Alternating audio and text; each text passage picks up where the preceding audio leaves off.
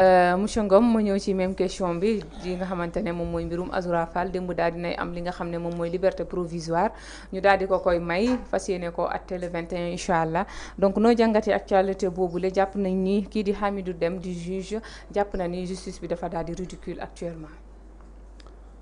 Bon, je crois que Latir l'a bien relaté. Bon, je ne sais pas si on doit en pleurer ou en rire. Parce que vraiment, kaw Azoura Fall bi c'est une chose très déplorable. Le Sénégal yëpp koy ñaawlu. Parce que il faut que gars yi xam ni il gère un État. Il ne gère pas un parti politique.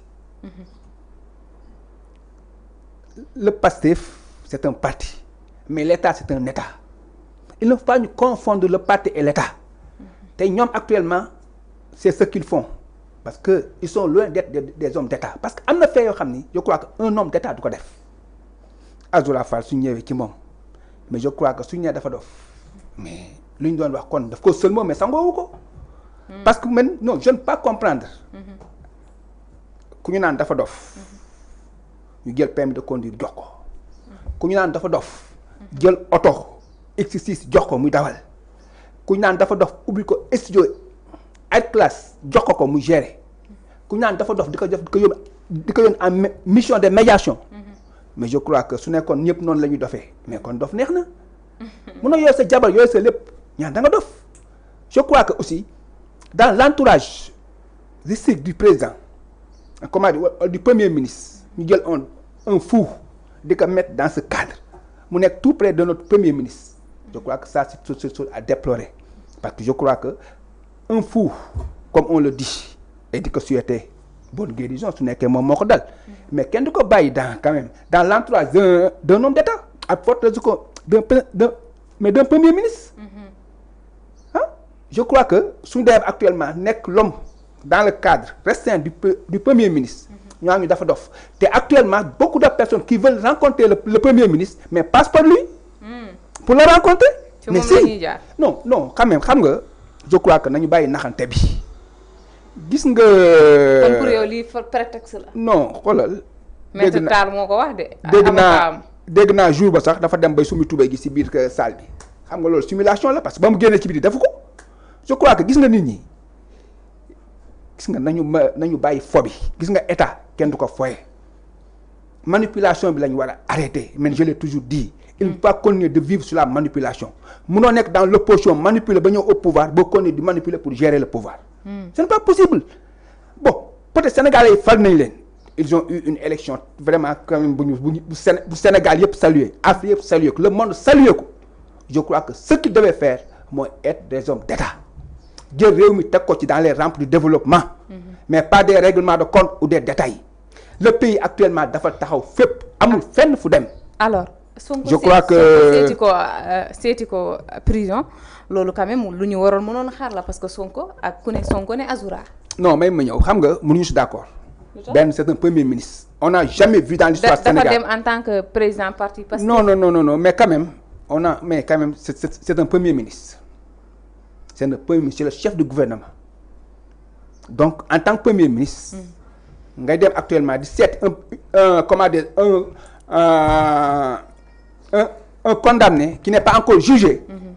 En tant que premier ministre je crois que c'est de l'influence envers la justice loolu lay mën a demee parce que à la veille d'un jugement nga dem seeti un condamné qui doit être jugé mais noo ko mën a traduire mais c'est faire de l'influence mais sur la justice et ce qui est anormal je crois que ñoom ñooñu mën a won les règles de la bonne gouvernance les règles de la démocratie les règles du bon comportement ndax ñoom actuellement ñoom la ñu fal am si ñoom yaakaar ñu war redresser le Sénégal donc am na ay comportement yoo xam ni waratu leen il doit se comporter comme des hommes d'État il ne gère plus un parti il gère un État te État dafa am nu ñu koy gérer mais je crois que yenn yi foye réew mi la foye sénégalais yi la je crois que war nañoo xoolaat seen bopp parce que le Sénégal devient la risée du monde. Ah bon? Oui mais bien sûr mais suñu si àggee nañ la ko développer suñu démocratie vraiment il est nettement en recul les libertés sont nettement en recul suñu diplomatie mais quand même c'est une bananière. D'accord. On a un recul dans partout mais je crois que l'espoir bu Sénégalais yi ki porté woon si ñoom vraiment ils ont commencé à vraiment à trahir l'espoir des Sénégalais. loolu nga gis da nga gis il y a changement. yaa changement maanaam espoir bi ñu amoon ak yaakaar ba fal leen dès le premier tour. man de personnellement. waaw. Je n'ai pas voté pour eux parce que j'avais une candidate. Effectivement, Anta Babacar Ngom. Mais si j'avais un deuxième tour, j'allais voter pour eux. Ah bon? Oui. Parce que quand ils étaient dans l'opposition, je les soutenais dans certaines de leurs actions. Wow. Parce que même j'ai eu à le dire. Parce que peut-être Sonko, là où je l'ai vécu, j'ai salué son courage et sa bravure. Par rapport à Karim Wade et Khalifa Sall.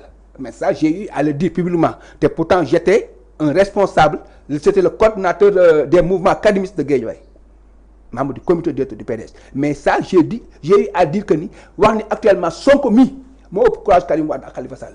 J'ai eu à le dire. Mais c'était ça la réalité. Malgré les manipulations. La politique, c'est... Mais quand même, le cœur musul def manam le choix de Diomaye Faye. Mais ça, je l'ai salué. Je l'ai salué. Ah ouais. J'ai dit que Sonko lu mu def ak lu mu am Sénégal ben homme politique amuko. Ablaye Wade lañ doon wax li fa am kenn amuko, mais je crois que Sonko amna fu mu ko égaler. Moi quand même ce qu'il a eu à un peu de temps. Vraiment ñu jox ko sous cette confiance. Ak cette voix ñu ko jox au premier tour, un parti opposition gagné au premier tour, ça musta am dans le monde entier, waxtuma au Sénégal. Donc c'est une chose à saluer. Donc soit yalla maye lolu, je crois que war nga am ben sagesse.